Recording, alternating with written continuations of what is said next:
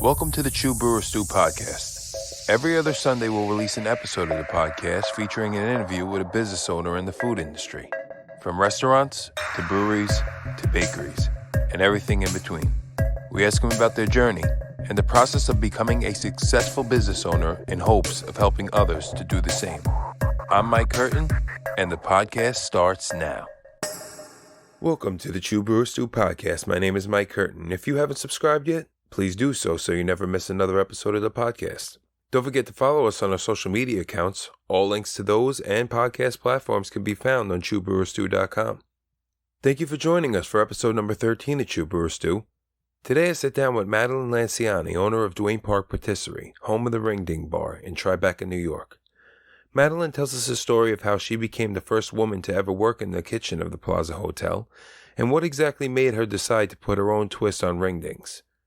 So here it is, episode number 13. I hope you enjoy it. Hey guys, I'm Mike Curtin. This is Chew Brewer Stew.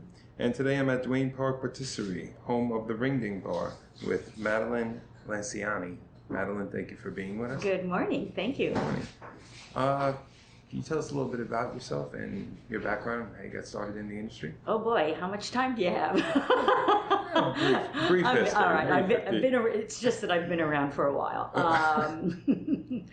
I decided to become a chef in the mid-'70s, and I had no formal training, although I had cooked in restaurants as a teenager and through college, and was still paying off my first student loans, so I couldn't incur any more debt and go to culinary school. Right. So I decided to learn the old-fashioned way by apprenticing myself to excellent chefs and for free, and just learning whatever I could learn from them. That tactic drove me to the Plaza Hotel, where I asked the pastry chef at the time, Joe Lanciani, if I could just come in and just learn whatever I could learn.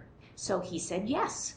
I learned so much and loved it so much that I decided over the course of 3 or 4 months that I wanted this to be my life's work. The problem is, the Plaza Hotel didn't have any women in the kitchen. And the executive chef was reluctant to hire me, said he couldn't hire me because there was no place for me to even change clothes. And the kitchen was full of 99 men, and he thought that I would be a disruption to these guys. I begged and pleaded and said, let me just try it out for a couple of months free. You don't have to pay me. If it works, then we can go forward. If it doesn't work, thank you so much for your time. So I did. I kept working for free. Eventually, the executive chef saw that I was not going to disrupt the kitchen. In fact, I was adding to the kitchen, so they hired me. Oh, so in the Plaza Hotel, I did not stay in pastry. I had gotten bitten by the food bug, in which we call cuisine. Okay. So I decided I wanted to be a chef de cuisine. I wanted to stay in what's called culinary as opposed to pastry. Right. And so the chef actually put me in every single station in the Plaza. I did a stint, 3, 4, 5, 6 month stints in every station, including the butcher. And I loved it. Along the way, I fell in love with Joe Lanciani, and we married. We thought, as a young couple, our dream was to open a restaurant, and I would do the actual cooking, and he would do the pastry. We were going to use our own money to do this, and so I started to do some research about how much it would cost and about how risky restaurants were, and discovered that the mortality rate of restaurants was 90% in the first year. Right. But that the mortality rate of bakeries was 10% in the first year. And so I decided I'm not going to cook. I'll just be a pastry chef. And we opened our first bakery, Patisserie Lanciani, on West 4th Street in Greenwich Village. The bakery was a success. People used to stand in line, literally, to buy a croissant. Our bakery was a success. Our marriage was not as successful. We divorced. We stayed business partners. Okay. Until 1988. By that time, we had 2 bakeries. One was in Soho, and the original one in Greenwich Village. We split up. I kept the Soho bakery. He kept the Greenwich Village bakery. And I gravitated back toward my culinary aspirations with the Soho Bakery, and I started cooking out of that bakery, making it a bakery cafe. Very nice. Back to when you were in the plaza, I imagine it was very tough, to say the least. It was very tough. Right. It was very tough in many ways.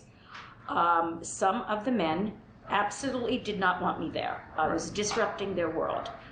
They just didn't like change. And some of those men did things to me that they'd be in jail for now. So what do you think changed the most for you after that first day on the line when they finally said, you're hired? Well, I think to me the people that mattered, the executive chef, the executive sous chef, the heads of each station, they had my backs. They saw that I could do the work, and I think they were kind of surprised, but they saw that I could do the work, and they accepted me, and I felt validated. Right. At the time, did you consider yourself a role model or somebody to be looked up to? Or no, I just... No? Nope. Just kept the wheels moving? Just keep going. I considered myself a feminist. I still consider myself a feminist. But I chose to lead by example, thinking that if I could do anything that would help the women's movement and equality back then, was to show by example that women should always be on equal footing with men in terms of the workload and certainly in terms of pay. Right. Were there any moments where you felt like you just wanted to walk out because it was just too much? Or no, there were never any moments that I wanted to quit and quit the business. Right. There were moments where I got so angry that I wanted to cry. Right. But I didn't. I never cried. Good. That's glad to hear. It's kind of like no crying in baseball, no crying in the kitchen. Well, besides being a woman, what do you think helped you to stand out in that kitchen the most? I was good. Right. I was good. I had talent. I have and had a great work ethic. I kept my mouth shut and my head down and my eyes and ears open. Right. I wanted to ask you about why you said you enjoyed cooking, but why'd you choose pastry? Okay, so, and I can't speak for every female chef, but for me, as I got older and decided that I wanted children, I wanted a family and children, I realized that being a chef de cuisine, working in a restaurant kitchen is nighttime work, and it's nighttime and daytime work. You come to the restaurant in the mid morning and you stay there until midnight.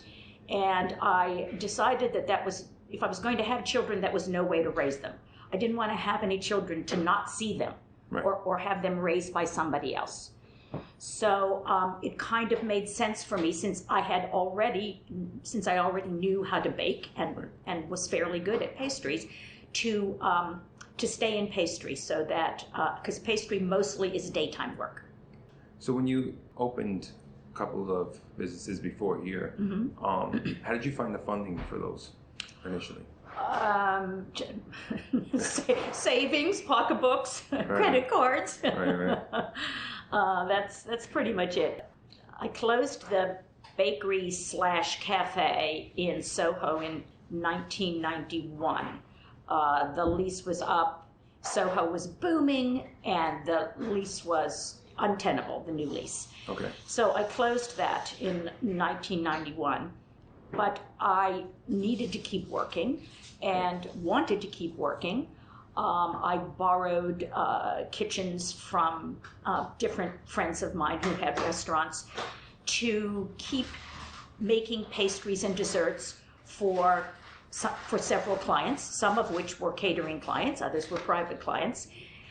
At a New Year's Day party in 1992, I met Stan Eckstedt, who was an architect, who had just, with some other partners, bought this building in Tribeca, which I knew what Tribeca was back then.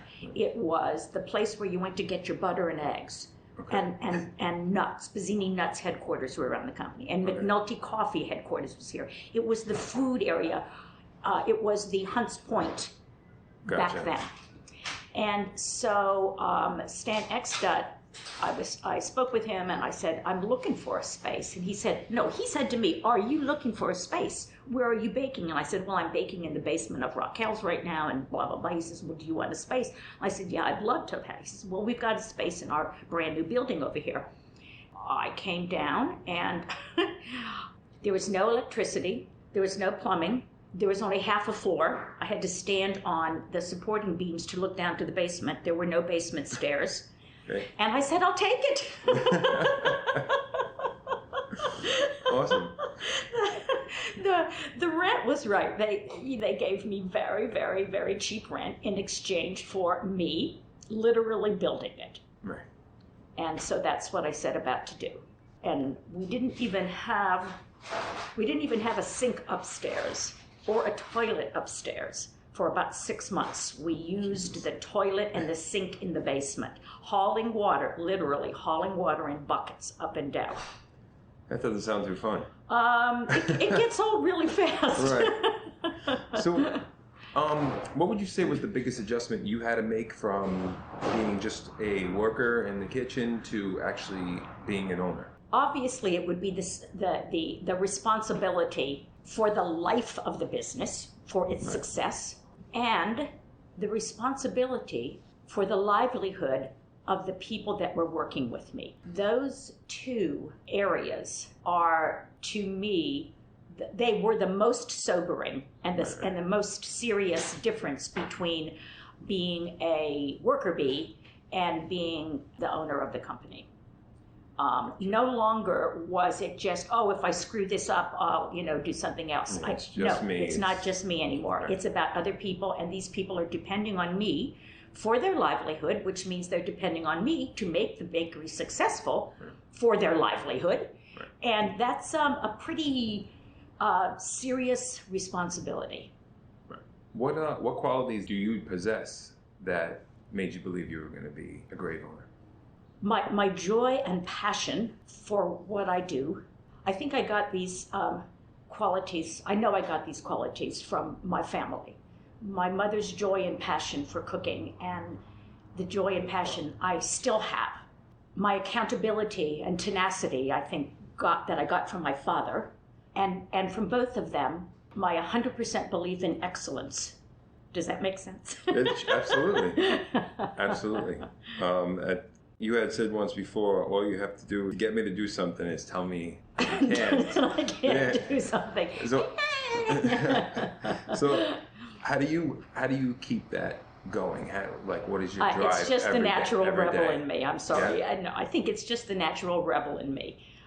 Going back to even the Plaza Hotel, when someone said to me, well, you can't work there. And I'm thinking to myself, who says? Why not? Right. How would you define success? And did you have a defining moment for yourself that you knew that this things is very philosophical. How to define success? I think most people equate success with money.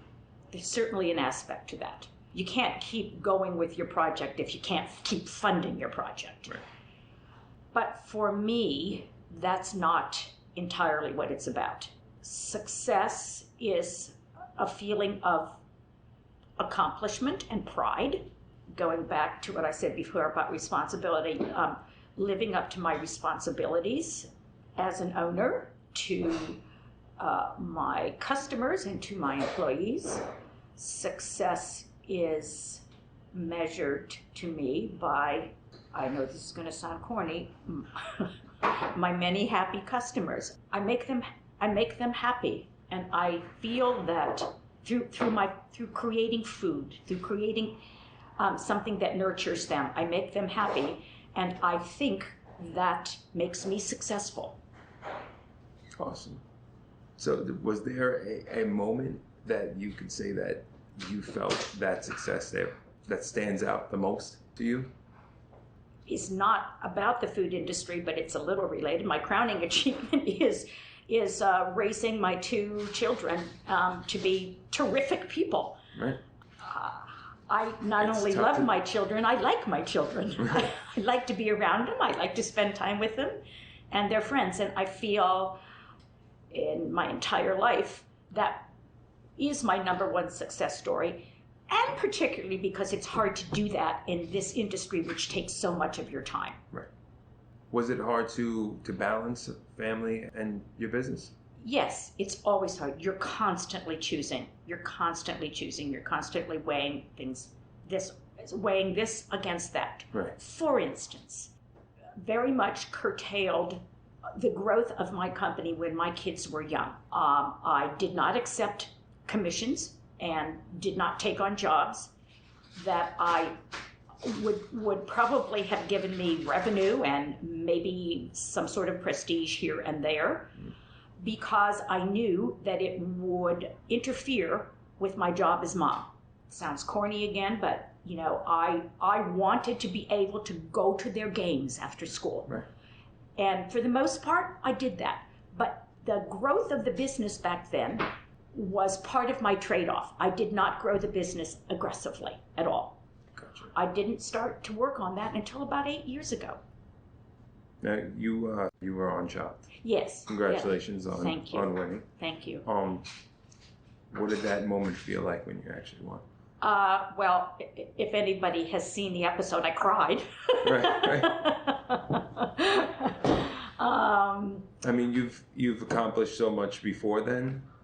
Why was that so important? Well, I wanted to know if I could still do it, if I still had the chops, actually. Gotcha. That's a funny old kitchen word. Do you have the chops to do this? Right. Because I'd been in pastry for 20 years. Right. And actually, first of all, I wanted the $10,000. Who doesn't? Who wouldn't? I wanted the $10,000. That was my motivating factor. And the second was, let me see if I can still do this. I've been preparing for this for 20 years. Whenever the kids were around, if they weren't with their dad and they were in my house, we ate together every night. Right. We sat down at the table. Very immigrant, but that's how I was brought up. Right. And so I would rush home and literally had basically 20 minutes to put a meal on the table by looking inside the refrigerator and seeing what I could throw together. Gotcha. So that was kind of like, preparing for Chopped for 20 Right. years. Gotcha. So, I mean, I'm sure it was very stressful. Oh, it was so stressful. Right. How do you go about taking a mental break from it all? Is that important to you? Yes, of course it's important. You can't sustain the pitch and the pressure of being in the food business and being the entrepreneur of the food business without having releases. So I need that physical outlet. I love all sports. I still love music, which was my original career. Right. And those are the outlets I use right now to kind of just shut off the food world and think of something else. Gotcha. So one quick question I had was, out of all the desserts out there, what made you choose ringings? Whoa, okay.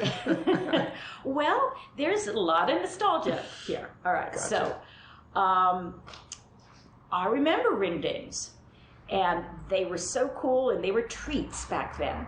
And the ring ding of my childhood was a special treat that your mom would put in your lunchbox if you got an A on your report. Right. And so I associated that kind of a pastry with a reward. And I associated it with being very special. My mother was very ahead of her time. She used to make everything herself. We never lived in the city. And, she had her own garden. We were locavores before the term was ever even thought of. So she used to make everything herself, including her version of these kind of treats. Right. She kind of remade the version of Hostess Cupcake, which I actually still make today, and I call it a magic cupcake. Gotcha. So when we would complain as kids, my siblings and I, that we want that, my mother would say, no, that's just junk. I'll make you one. Right. So she would make her own version of it. And I think one of my catering companies wanted me to come up with some other mid-century desserts because they had an event that had something to do with the 50s. Okay. So I, made my magic cupcakes, I made my little version of a Twinkie, and then I made my version, which is really my version of my mother's version of the ring ding. And the catering company, they liked all the other things, but they really liked the ring ding because it was so easy to eat and you didn't need a fork. You could just pick it up and walk around the event with it. Right. Whereas a Twinkie is too soft and the cupcake has a paper that you have to take off anyway. So they asked me to, keep making them. So I kept making them for caterers, and then I started selling them just the chocolate and vanilla version here in the bakery. And people, they were kind of a hit. Right. But I really didn't start producing them until my millennial son says to me, Mom, these are the best thing you make. Hands down, the best thing you make. He would take some from here and give them to his friends, and everybody was, this is the best thing I've ever eaten. And it was my son who went ahead and convinced me that I should start making these in earnest. And he even said, well, Mom, can you make other things besides chocolate and vanilla? And I said, well, a ring ding is just chocolate and vanilla. And he said, why? It could be something else. It could be other flavors. And I went, he's right. Mm. So I started making other flavors. And then he convinced me to sell them in our first off-premises marketplace, which was Smorgasburg, 4 years ago. And I was doubtful that this was going to work. I thought, only baby boomers know what ring dings are. Well, I was wrong. Mm. Baby boomers, yes, but Gen Xers, Gen Yers, millennials, they were just fascinated by that. It was a fun, something fun and whimsical. It had a pedigree, and then it tastes great. Right. So that's where I am with it. So now, awesome. Now I've decided in earnest to develop the ring dings as the ring ding bar as its own product line. That's awesome. If somebody was going to open their own business, what advice would you give them? Do the opposite of what I first did. It is so much more difficult in this day and age. The first thing is to have a plan. Get a business plan. Right. Know your market. Find a need in the market. What can you do that's different from what other people can do? That's the groundwork. After that is be prepared for tremendous amount of work. There is no such thing in business ownership as 9 to 5. Right. If you need a 9 to 5 job, then you can't do this. Be prepared to accept all the responsibility. I believe that with any business owner, the buck stops with them. So, including if it's a screw up from a worker. Hey man, right? Listen, it falls on you. It falls on me. I will never throw any of my employees under the bus because it's up to me. Right. It's a reflection on you. If they screwed up, why did they do it? Something happened that I did not communicate correctly. And because no one wants to screw up, for heaven's sakes. Of course not. So it does fall on me. Right. I think owning my own business has also been very thrilling. There's nothing more satisfying than birthing something and growing it and watch it grow. It's like, planting the carrot in the ground. Right. And then, 5 months later, eating the carrot. That carrot tastes way better than any carrot that you're going to buy because you made that carrot. Right. You grew that carrot. And I think that is the part of owning my own business that is still the motivating factor for me. Pride in what I am making and what I've grown and what I'm making. It's beautiful. So, did you happen to have a funny story for us? Oh my gosh, there's so many funny stories. I couldn't even, that's kept me up for the past couple of nights. I'm so sorry. That doesn't sound fun at all. Because there are funny stories, there are touching stories. Right. But okay, so this is a funny, touching story. Okay. And I'm going to try to tell it so you can visualize it. Okay. 4 or 5 years ago, a mom and her son, the son probably was 4, walked in. The little boy was kind of quiet. I mean, he didn't walk in the door yakking away. He just walked in the door quietly with his mom. Right. And he stood inside of the bakery, and he looked at the cookies in the display case, and all of a sudden, in a loud voice, he said, "Finally, we made it to the bakery. This is my favorite place in the whole world."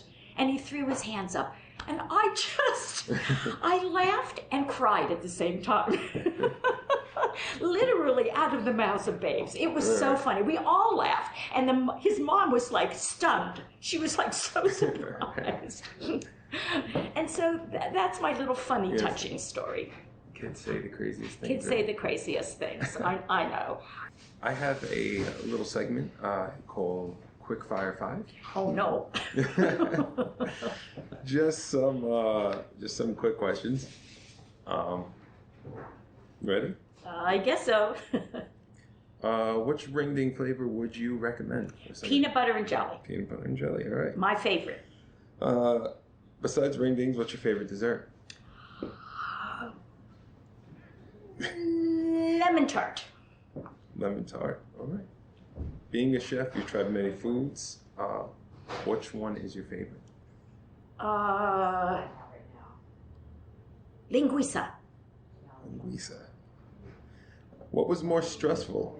Busy day on the line at the plaza or being on Chopped? Being on Chopped. 100%. When you moved to New York, you wanted to be an opera singer. Yes. What was one of your favorite bands or artists? Well, okay, my very, very favorite opera singer was Beverly Sills. I saw everything she was in New York City. Awesome. Well, that's all I have. Did I pass? You passed with flying colors, for sure. Well, thank you, Madeline, very much for being with us. Thank you so much. Thank you so much for having me. I'm Mike Curtin for Chew Brewer Stew. I'm here with Madeline at Duane Park Patisserie, home of the Ring Ding Bar. Thank you very much. Thank you. Appreciate it. Hey guys, so that was the podcast. Thank you so much for listening. I hope you're able to take something away from that interview, as you will with every interview. Special thanks again goes out to Madeline Lanciani, owner of Duane Park Patisserie in Tribeca, New York. Sweet tooth or not, Madeline's pastries, cakes, and best of all, her ring dings are sure to please the kid in all of us. And don't forget to try that peanut butter and jelly one that she loves so very much. Every other Sunday I'll be posting a new podcast, so stay tuned and like I said, subscribe, and you'll never miss another episode. Don't forget to follow us on our social media accounts for video clips of the interviews. Also, if there's something you're curious about knowing from the owners, then I want to ask it. You can email me directly at chewbrewerstew.com. Once again, I'm Mike Curtin for Chew Brewer Stew. Thank you so much for listening. Have a great day.